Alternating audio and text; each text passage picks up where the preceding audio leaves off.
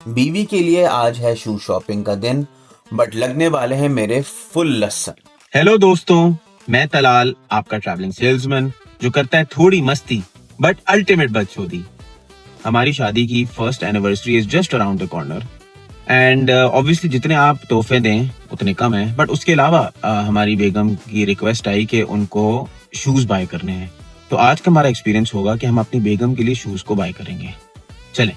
So finally हम लोग पहुंच गए जूते खाने के लिए, आई एम सॉरी, जूते खरीदने के लिए द शू कंपनी, जो कनाडा का एक लोकल रिनाउंड ब्रांड है। दुकान में घुस के ही यही एहसास हुआ कि बॉस, यहाँ पे तो वैरायटी की भरमार है।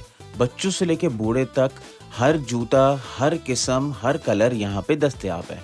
But at the same time देसी मुल्क में जूते खरीदने का एक्सपीरियंस भी याद आ गया, जहाँ पे गफूर भाई कह रहे होते हैं, बेटा आर्टिकल नंबर 36 का 7 नंबर फेंक और ऊपर से एक जूते का डब्बा नाजिल हो जाता। ऐसे लंबे इंग्लिश कॉलेज जूते देखकर ये खुशी हुई कि अगर ये जूते हमारे बचपन में हमारे माँ बाप के हाथ पड़ जाते हमारी चित्रौल करते हुए, तो हमारी बिल्कुल खैर नहीं होती। सो एज प्रॉमिस हम आ गए द शू कंपनी अपनी बीवी के लिए शूज को बाय करने के लिए। Baby, I like these shoes. Oh, they're very nice.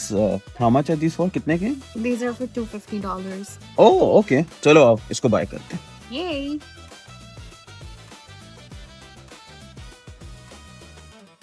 Bye bye shoes, bye.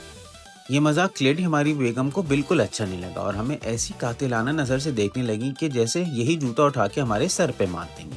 But turns out दुकान पे उस वक्त सेल लगी हुई थी और हमने एक अच्छा शौहर होने का फर्ज पूरा किया और अपनी बेगम की ख्वाहिश को पूरी की। यहाँ की मेन लर्निंग है, happy wife is happy life.